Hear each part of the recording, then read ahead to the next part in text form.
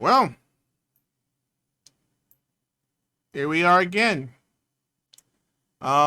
News is coming out. This is not breaking news. Gotham Knights is not performing well on consoles. It isn't doing the best right now. Uh, it's some stuttering, it's some jankiness. Personal opinion, you might want to wait. Didn't see an option. I wouldn't even take my personal view, because if I do it, it's gonna be Game Pass, and I do have a PS5, but um, I will probably Game Pass it. It's like I have a Game Pass, so I'm not really gonna deal with it. But it's not looking good. But previous video I was talking about what was going on with Plague Tales, and I was telling you, you gotta look at the companies. Now here goes something funny. Did you know they're already talking about a PS5 Pro? Mind you, PS5 came out what? November 10th, November 20th, November 20th of 2020. So it's not even 2 years old, and we're already talking about the release date for PS5 Pro. How many of you can actually go and get a regular PS5? How many of you spent more than $500 for a regular PS5 because of the scalping? And now they're already talking about releasing PS5 Pro. I wonder why. Well, let's read this article. It says the PS5 is a powerful machine, but the PS5 Pro is an exciting prospect for gamers looking for an even better performance out of their consoles. We love the PS5, but Sony advertised it as a 4K resolution 60 frames per second machine, which is in some cases. However, in most games, we have to either choose between 4K resolution or smoother 60 frames per second gameplay. The PS5 Pro should be able to bring true 4K 60 frames per second gaming to our TVs. Combining that with HDR and some great graphics of the modern Sony exclusives, we will have a winning combination. It's not a disappointment by performance of the base PS5, but I've seen green pastures on high frame rate gaming PCs and cannot wait for the PS5 exclusive games at higher frame rates. And the article goes on and on. So I say that to say this. Whatever happens in the next 4 or 5 months of gaming, this is not going away. It's already out there in the stratosphere. They're working on 5 and talking about a release date of late 2023. So, and within 2 years of this console being out, they're talking about a Pro, because they realize the console that's out right now cannot meet what they said. And this is not to badmouth the PS5 or the Series X. I got a PS5, but they sold you on a hope and a dream. They put a check out. They cheeks can't cash. You know, it's like access denied. You cannot cash it. And people are getting enraged and mad about this because they saw some promises with certain games. You're only going to get that with the exclusives. And they're already talking about pros. So if PS5 is talking about a pro, I know Xbox. It'll only take a little bit of digging. I know Xbox is talking about their next step up. So, and you know, having a gaming computer is not conventional. It's a headache. I built 2 myself for me. I built 1 for my wife. It can be painstaking and annoying and irritating getting all the pieces together. We're not even going to talk about the GPU scalping that that happened at the start of the pandemic. So you can't. I'm not dogging them too much. as to say that, oh, bad, go PC gaming. It's just that systems will always be behind the consoles. They sold you a dream, this dream home that you bought and you found out it's dilapidated and it's broke down. I won't say that, I won't go that far. But they sold you something that you didn't get. You want Fast and the Furious? Well, Dominic Toretto cannot be zooming down the street in a buggy. You want these games to be the way they are.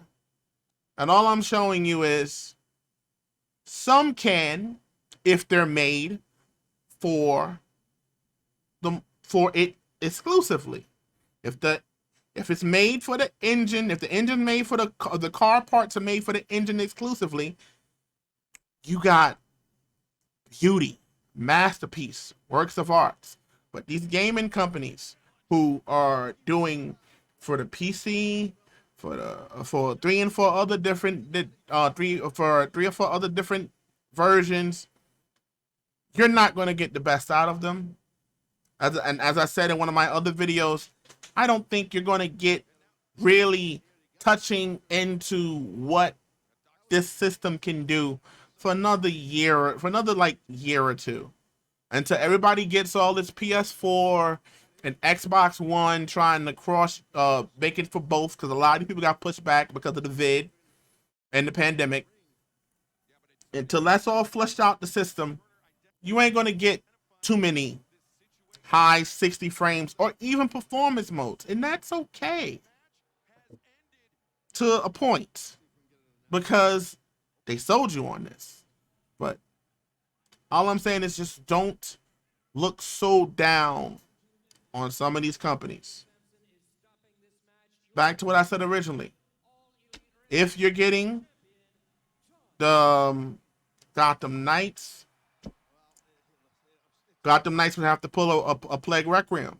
Plague Requiem, they crapped on it.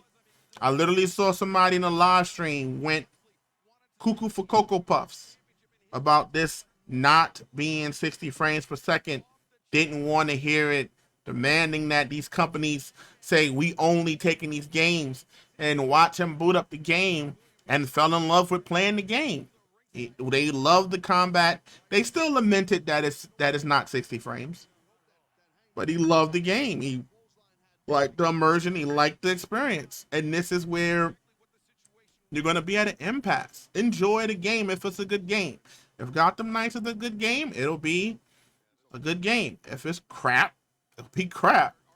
Callisto Protocol, if it is stuck at 30, enjoy the game.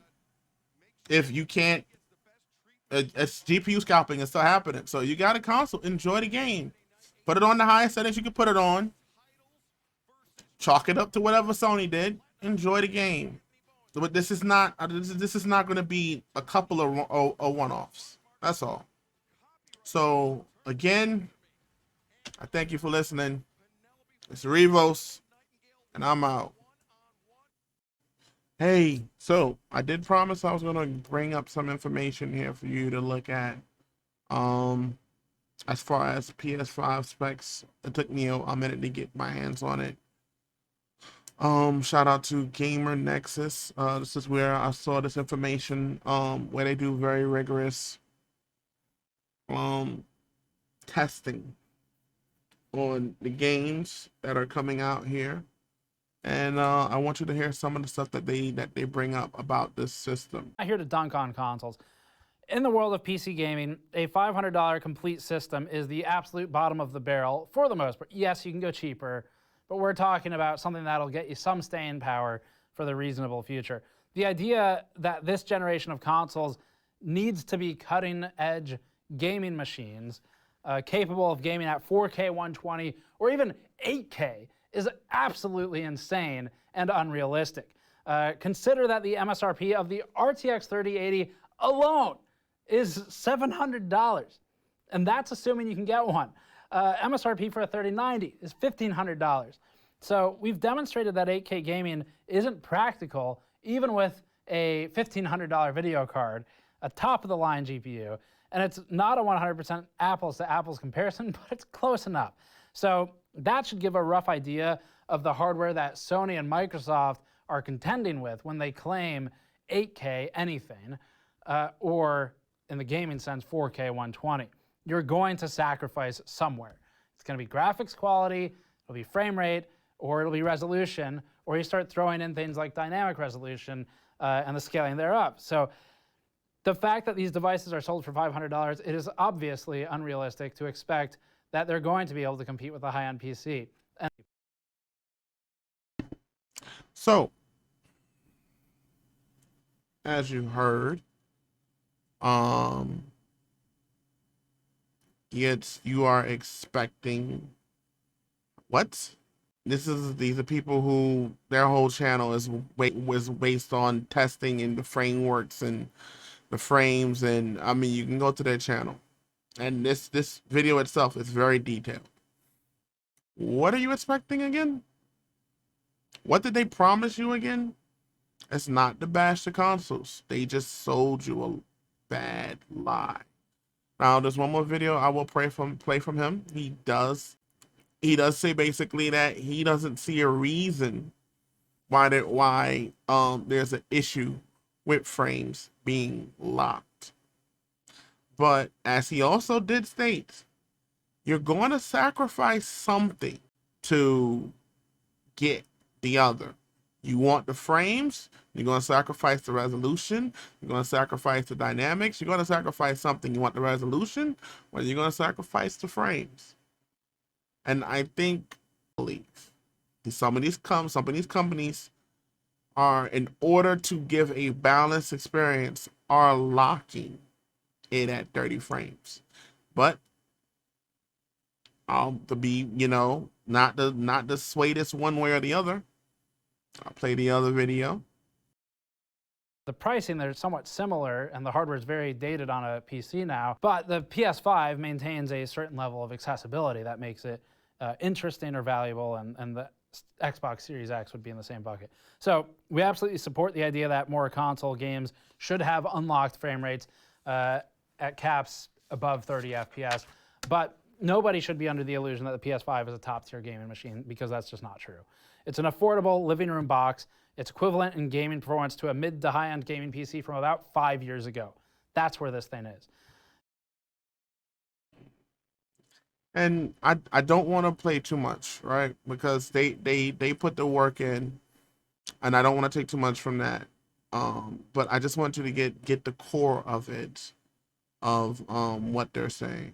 I want you to hear it from their mouth, what this system can do, and that some of the things that they've been saying, it can't hold up to it. It can't pull it.